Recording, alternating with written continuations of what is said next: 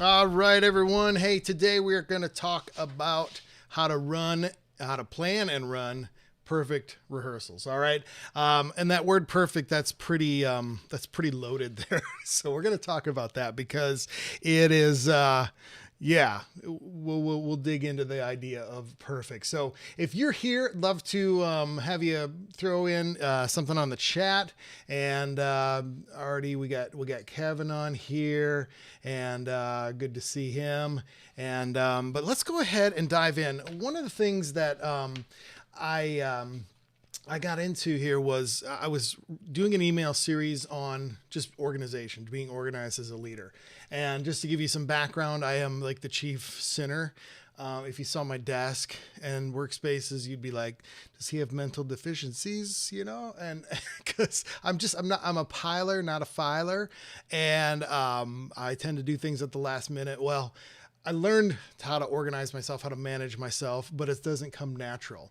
So I was writing a series on that, helping other worship leaders because I know a lot of creatives and artistic people are worship leaders. And one of the things that came back in my questions to people when I was sending emails out, leaders were like, "Hey, do you have something to help me organize my rehearsals?" And I've written about doing great rehearsals, how to, what are some of the things that you need to do with rehearsals. And Kevin's responsive here because I was late. I want, can I bring that on? How do I bring that on? Bam, there it is. Yeah, I'm going to guess that one of the tenets of a perfect rehearsal is to start on time. Boom. We did not start on time this week. It was something where just had some technical glitches, but that's one of the things I've written about. Like, okay, start on time. Do make sure all your stuff is prepared. Make sure you're doing all these things. And one of the things I always said was make sure you have a plan. Well, I've never really written about a plan, and so that's what we're going to do today. We're going to talk about how to create a plan for your rehearsal. So you can do it well. Sorry, I'm moving my mouse here and I'm just getting used to this new setup. And so there we go. And so let's go ahead and dive in on here. And of course, my iPad decides to dump down. Let's talk about the perfect rehearsal. All right. We're never going to get the perfect rehearsal. You may have those like outlier rehearsals where it was just like, man, that was perfect. Everything just went great. That's rarely going to happen. So I'm not talking about that kind of rehearsal. I am talking about ideal in your context. All right. So what you want to do is you want to create the ideal. You want to create the ideal rehearsal in your context. And so that's something that's you got to think about, okay, what does that look like? And does that include devotions? Does that include your training? Of course, does it include a run through? Are you working on new songs? Do you have a separate vocal time? So it's really about your context there. So let me stop here. We got a couple people live. Got Anna Powder. Good to see you here, Anna. And then Brianna, good to have you here. Thanks for popping in. Um, Kevin, totally experiencing beard envy. Yeah, you know what? I have that too. I really can only grow a good, Amish neck beard. The rest of it, I'm just kind of combing over. So, so good stuff here. All right, great to have you guys on here. Keep chatting, chat with each other. And let me just pop out here real quick. The beauty of a magic mouse here is it can do so much, but then all of a sudden, if you do move it around over a certain area, it decides it wants to change everything here. So apologies, I need to lock this screen here. Technical stuff, guys. I'm working with Ecamm for the first time, really, and so it's forgive me. We're doing we're live without a net here. So but I appreciate you guys being on here. And then those of you watching on the replay, you get to see all the fun mistakes too. But as you think about a rehearsal, so first of all, it's got to be ideal in your context. That's what you're thinking through. The next thing you want to think about it is, in scripture, we talk about the idea of complete. Perfect means complete. And so what you want to do is create the rehearsal that you need that's complete, that accomplishes what you need to accomplish. The rehearsal I'm going to talk through today doesn't have devotionals in it. It doesn't have a training time in there. If that's something you want, then that's something you'll need to build in. That will make a complete. And so that's another way to think about perfect. And the final way to think about perfect is to think about it as a verb. All right. And to perfect. All right. And so we want to perfect this as we go along, because what happens is we want to, I love this phrase. I stole it from somebody, Marissa Murgatroyd. If I say her name right, iterate. How do you spell? Let's figure out how to spell here today, folks. So iterate. Is that how you spell it? Iterate to awesome. All right. And so it doesn't mean you start off with the best rehearsal ever, but you start off, mapping out what you want to try to do and then do it. There's going to be a big difference from what you map out and what your real experience is like. And what your real experience is like, the first few times might be like, ugh, but eventually, it's going to get better. And it's like, hey, that wasn't too bad. And hey, that was awesome. I know I went to college for that sort of artistic work there, but yeah, so iterate to awesome with these. So you want to have the ideal rehearsal. You want to work towards that. You want it complete. You want it with what you need, and then you want it in process. So guys, there are so many aspects of a good rehearsal that we aren't going to talk about today because it's just too much. It'd be like a whole course.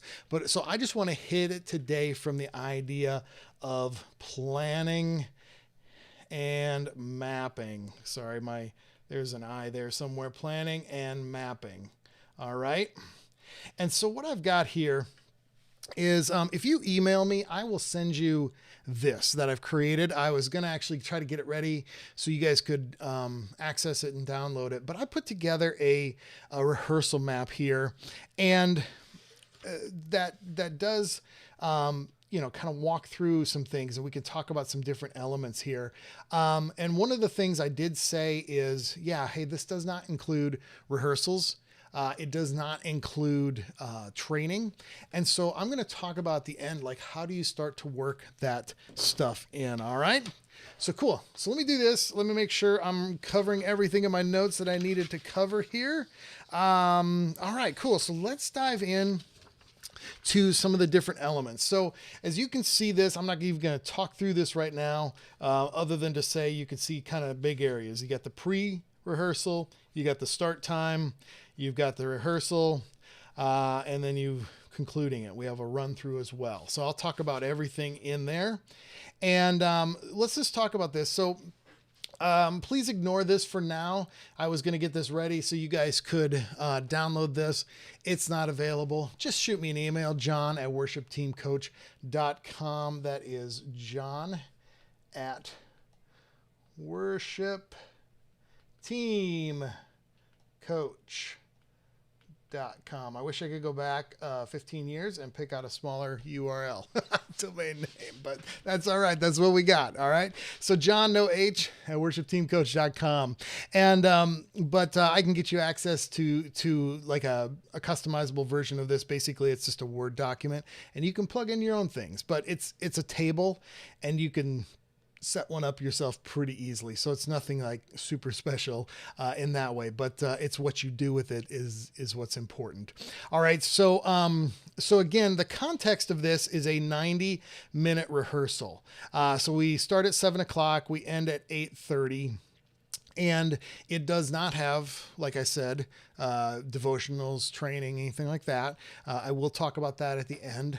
I also, on each of these, have point people. And as you're going through each part of your rehearsal, it's good to be thinking through who is the point person here.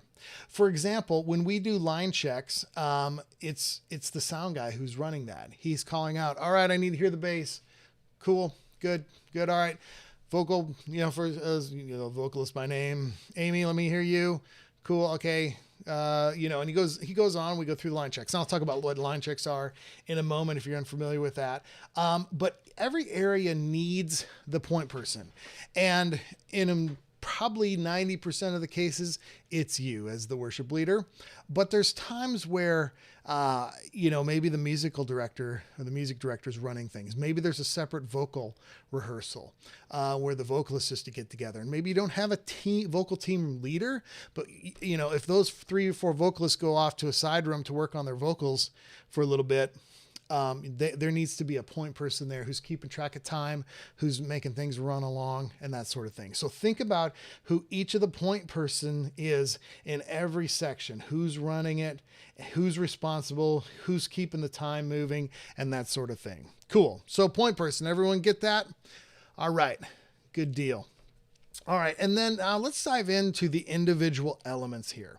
All right, so the individual elements of rehearsal is, first of all, you've got this pre-service time, and I just want to talk about this, is a big thing that I don't have time to get into is this time where you can, you have the ability to let people come in, get ready, get themselves ready, because we want start time to actually start at the beginning. So you have to allow time for people to come in and get themselves ready. And there's actually a time even before this that, I could put in here. That was when I was leading regularly. It was like my time. I'd come in and probably around 6, maybe sometimes earlier in the day when everything was set up, and I'd made sure everything of mine was set up. I'd actually check all the tech again because I had someone else doing the stage setup and doing all the patching. So I'd go through and check everything and double check his stuff. And so I was making sure, okay, there's going to be no hiccups here. All the mics are going to the right channels. Everything is doing what it needs to. I practiced, I warmed up, whatever I needed to do, but that was my time. And I always tried to do it before here because I knew that I would have some players who were dedicated, who love to have that time to come in, set up, 20, 30 minutes ahead of time and kind of get used to the space. At first it annoyed me, but then I went, wait a second, John, this is actually a good thing. Let them have this. You just need to find your own time to start earlier to have your space in the rehearsal. So I just called it, taking care of my stuff. If that, makes sense, but go ahead and put in the chat if that's what your kind of pre-rehearsal ritual looks like. I'd love to hear it. If you've got that, go ahead and throw that in there and we'll come back and talk about it. But one of the things that we would do is basically, I told you I already checked all the tech. So what I would do is basically the line check then was a triple check. And one, it was for the sound tech, so he could or she could actually go through, make sure everything was working, got signals, and the team knew that as soon as line check started, as soon as they got in there and the tech was there, as soon as he said, hey, I want to do line checks, everyone shut up. They stopped playing and they, whoever it was just testing was do that. Yeah. And so Kevin's got a question here. Is it better if the point person is not you?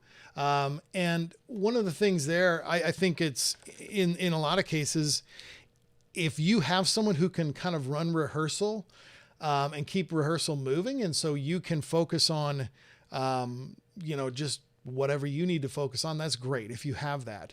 In the case of the line checks, having that, having the sound tech be that point person, he or she knew that they were in charge at that moment and it was up to them to keep that moving. And line checks are not like full sound checks where they're dialing in all the EQ and all that. But it's something where it's it's just basically making sure the signal's there. And again, it's like the triple check here. And so we are able to go on. The sound tech knows he's got or she's got what she needs, and we can actually start. And so we always made sure to start that soon enough so then we would be ready for our start time. And guys, this is probably one of the most important things, contrary to me showing up late today. It's important to be on time because when you can start rehearsal on time, what you're doing there is you're creating a culture. All right. And one of the things, a way to do that is to have a warm-up song of some sort. And maybe the warm-up song, there's one guy in our coaching group named Matt, and they play this certain song. I think "Oh Praise Him," a Crowder song, goes way back. They don't do it in their service anymore, but it's just their warm-up song. They just know that's their warm-up song. And then what, or it can be maybe one of the ones from the service that you're doing that week that your team knows really well. Hey guys, we're going to warm up on this. You're telling people during sound check or line check. And what you can do then is, regardless of who's there, you start that song. All right, let's go ahead and start it. But hey, the drummer isn't here. Hey, that's okay. We're going to get going. And what happens then, the drummer walks in and bam, he or she is like, oh, things have gotten going without me. And so your start time is really, really important. All right.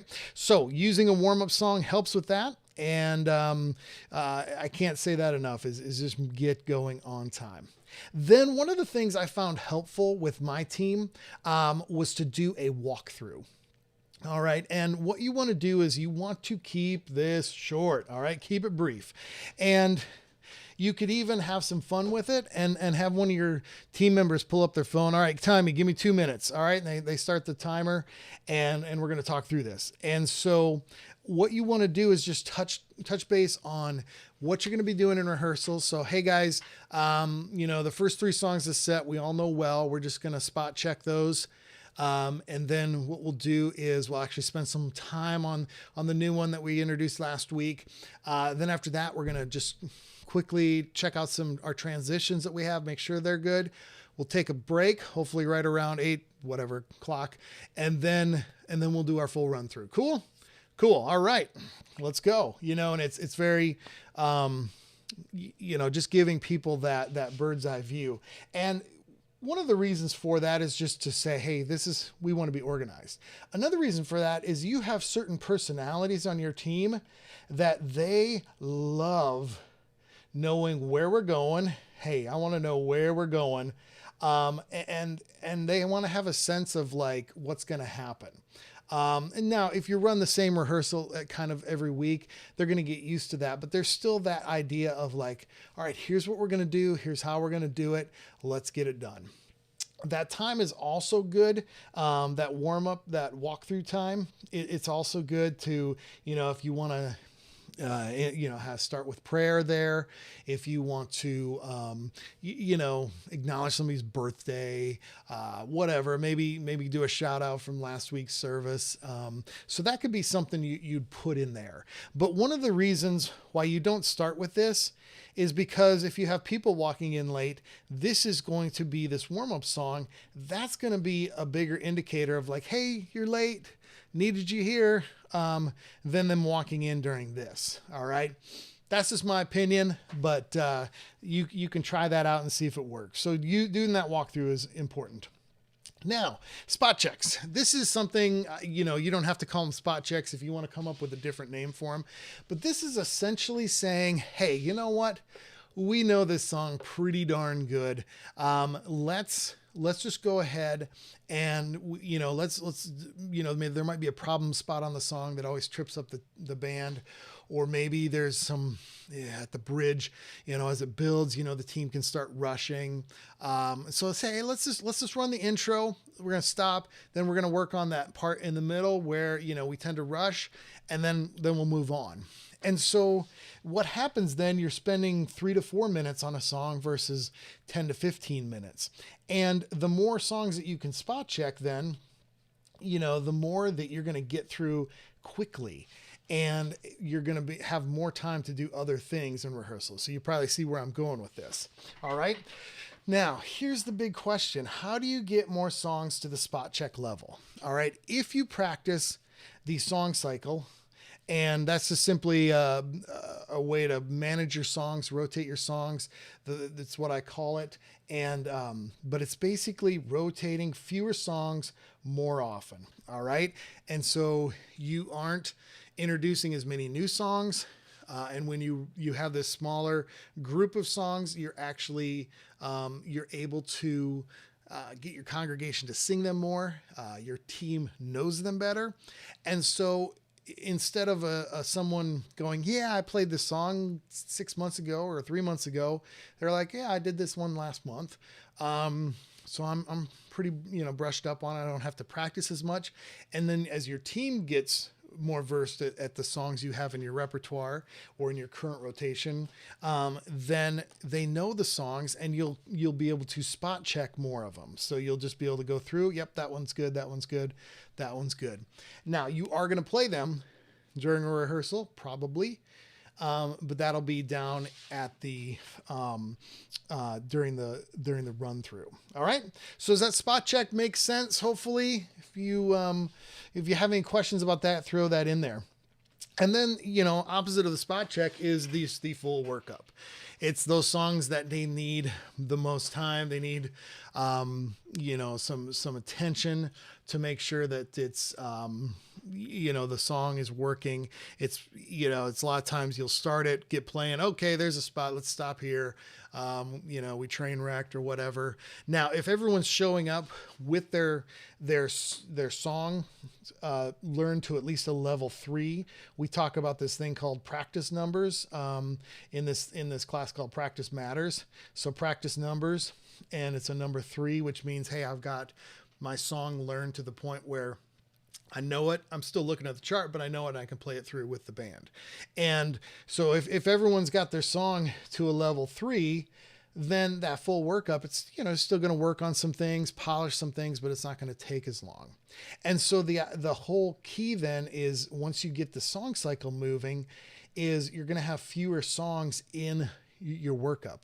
Now, at first, as you're getting this going, you may find every song falls in the full workup. And so your rehearsals have to be longer, or you have to cut some other things out.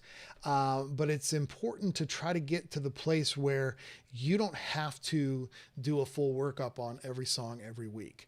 And that's where you want to, this goes way beyond this training, but getting your team to understand what preparation, how to prepare their songs, how prepared is prepared, growing musically so they can do that, developing their commitment and their pursuit of excellence. So that's all a part of this. Obviously, we can't get into all that. Now, after you do the spot check songs, after you do the full workup songs, then what you could do is you always want to at least talk through your transitions or run them. If there's something that it's more than we're going to, sometimes we'd stop, we'd just clap. Guys, hey, okay, between these two songs, we're coming out of this bigger, faster one. Let's just, we're just going to applaud. And what I tell my team is, hey, if we clap, they clap. And we don't clap for ourselves, we're clapping for God. And so, the song ends big, and everyone has got a free hand, we're clapping. And then, the click comes in for the next song. That's the transition. Other times, maybe we end on the 4 chord, the old lingering 4 chord where you can just hang out forever. And it's just a moment that we draw out, and then maybe the keys come in with something. And so that'd be one, okay, let's practice this. Let's see what's going to happen here. And those might be moments where you're like, hey guys, I may go here, and I may actually, say something about this song, or do something more than just what I'm planning here. So just go with me. If we do that, just, let the keyboard play. So talk through those transitions, practice them. All right. And then we get to the run through. And one of the things that I always did is I always threw a break in before the run through. One, just to kind of just let everyone, everyone's drinking coffee or whatever, or, and so it's just giving them a break, letting everyone breathe for a second, chit chatting. You want to set your breaks at, for a very clear amount of time. And so if you want to give 10 minutes, if you want to give 5 minutes, but just be super clear. And it's always better to say, hey, it's, rather than saying, hey, let's take 10 minutes or let's take 5 minutes, to say, let's be back by, and then I'd point to the clock in the back of the room, which was kind of the North Star time. When that, let's be back here, by 8:03 here. So we're ready to go. And so we take our break. And once we come back from our break, a lot of times what we did is, as we were rehearsing, if I was here and, some other singers were here, drums were over here, bass, keys were here, and then maybe electric guitar was here. What I would do is I would be pointed this way, and a lot of the vocalists would kind of just turn around too, so we could kind of all just circle up. Well, during then my eraser is just not there. It is. There we go. Yeah. So what we do then as for the run through is we turn everything around. We'd face that way. If we had music stands, we'd take and push them down off to the side. We would run the confidence monitor. And if we didn't have our lyric person there, which we pushed to have our lyric person there, but if they weren't there, we'd set up a remote so one of the singers could advance. That way we tried to create as real a situation as possible. And one of the things I've been talking about is real. So rehearse elements as if live. All right. Rehearse elements as if live. And what we talk about is you want to have real rehearsals. So you want to try to run this as live as possible, where maybe even you run the lights if that's what you've got going on, but definitely have, the confidence monitor going, be turned around, just pretend there's a congregation there that you're leading. And then as you're running through, make sure you're actually running the transitions as well. And it's like, hey guys, we're not going to stop unless we train wreck. Okay. So we're going to run it as if we are going to. Also, by the way, just a little bonus. I always like to say we need to have real practice too. So as you practice your songs, you're practicing at home. At some point when your song gets learned well enough, you want to rehearse elements as if live. All right. So you want to stand up. If you're a guitar player and you'll be standing up on Sunday morning, stand up. Get your stand off to the side. Play with the click so you have to play in time. That sort of thing. So put real elements into your practice. All right. That was a bonus. You get that for free. Let's keep moving on here. So with the run through, again, it's basically kind of a dress rehearsal. And occasionally we'd stop like between songs if there was like a transition that was going to be longer that we didn't need to practice. And we'd say, okay, that was good. Let's make sure we do this. But usually I tried to save all my notes for the end. And that was, during this takeaway time. So we'd say, hey, how do we do here? And I would, as the point person, usually I would make sure, okay, remember, we kind of stumbled a little bit on this certain song here. So let's make sure that you guys work on that. Make sure, you're kind of thinking through that transition. Maybe the person that was in charge of a transition didn't go as well. And then you can just say, hey, okay, cool. We did really well. I think we're going to be great on Sunday. I think all we're going to have to do is just do a quick run through. So instead of coming in at 8, let's come in at 8:30. Is everyone okay with that? Yeah, everyone's okay with that. Or what you can say is, hey guys, things weren't very great. We spent a lot of time up here working on some workups of the song, and I think we're going to need a little more time on Sunday morning to pull things together. And so let's come in at 7:30 instead of 8. So you can talk to your team about that. And what that does too is when you have that midweek or Saturday rehearsal before Sunday, you're able to kind of leverage that pre-service time a little bit and say, hey, we did great. We don't need as much. Let's come in at 8:30 or whenever you would come in. Or, hey, we didn't do so good. I think we're going to all need to come in a little earlier. Now, couple things here that I want to talk about with the run through is, one, if you've already run one of the songs as your warm up, like if it's a really well-known song, you don't really need to run it again. Or if there's some songs that are just, I mean, they're the kind of like songs that, okay, it'd be like a Leonard Skinner cover band playing Freebird. You know, they just know it. They can do it in their sleep. So you might have some songs like that in your set. There's no point in running through them if you're going to run through them again on Sunday morning. And so think about doing this during the run through is, let me get back down there, is running what they call, tops and tails. All right. So basically, I think my British friends use that term. But looking at having, you know, where you start the song, you start the intro. Cool. Good. Let's do the outro, maybe into the transition, into the top of the next song. And so, you know, your run through maybe a few just tops and tails. Maybe it might be the whole thing tops and tails if you know the whole set really well and you know you're going to come in Sunday morning to run it. All right. And that's the kind of thing, guys, that's going to give you time to build in, you know, devotional times. All right. Or training times, or even, you know, just some relational. All right. And so that's the kind of thing that the more that you can know your songs, you're rotating songs more often so you know them well, your team knows them. Rehearsal becomes so much less about, hey, let's get ready for Sunday to make sure we don't train wreck. It becomes about, okay, we've checked these things, we're good. Now we can spend some time on, all right, we've worked on what the song sounds like. Let's work on what the sound looks like, and let's figure out what our platform presence looks like for each song. Or, you know, have that devotional time of, you know, maybe where you do some reading and have a discussion, or you use a worship workshop training and you show a 5-6 minute lesson and then have a talk about it. Maybe you do have a 15-20 minute break where, hey, we're just hanging out and chatting. That's something you would want to convey clearly, because some of your people are going to be very task oriented. And if they are, they're going to be like, why are we sitting around for 20 minutes when we could get done and go?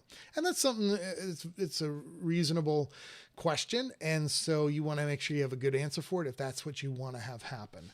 I myself would rather not do that in the middle. Let's just get things done. And then, hey, let's go out to half price appetizers at Applebee's. We used to do that a lot. So, but that's the kind of thing that you get done early enough, you know, people can do that. And it's a great thing. So what I want to do here is just kind of wrap up. Let me get back to my notes so I'll make sure I'm saying what I should be saying here.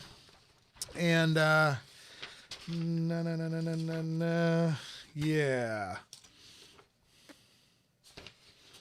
You ever had it where your pages print like this way, and instead of like it being the same on the backside, they print upside down? So yeah, so I'm completely lost here as far as where things go. So we're just going to abandon our notes, and let me just wrap this up with a few things. One is this: if you want to see more of things like this, go ahead and hit subscribe on this channel. We're going to be doing some more trainings on a regular basis in here. We're going to be sprucing up I've had this, the worship workshop, Worship Team Coach, actually, YouTube page for a while here, or channel, I should say, but we just haven't done a lot with it. So we're going to be doing more with it. If you are at a place where you are, you'd like more help with what you're doing in ministry. You want to get more organized in every area of your ministry. Maybe you're thinking about what's next. You're thinking about a succession plan possibly, or maybe you're newer and you're just like, I want to, set the table right here and get the culture established. Go ahead and shoot me an email. Again, John, Jon, no H, at WorshipTeamCoach.com, and let me know. And what we can do is we can set up a time to talk to see, okay, what might be a good fit for you and how might I be able to help you. So I'd love to do that. So other than that, thank you guys for being here. Appreciate everyone who jumped on and said hi. And we will be seeing you guys pretty soon here again. So thanks so much, and we'll see you.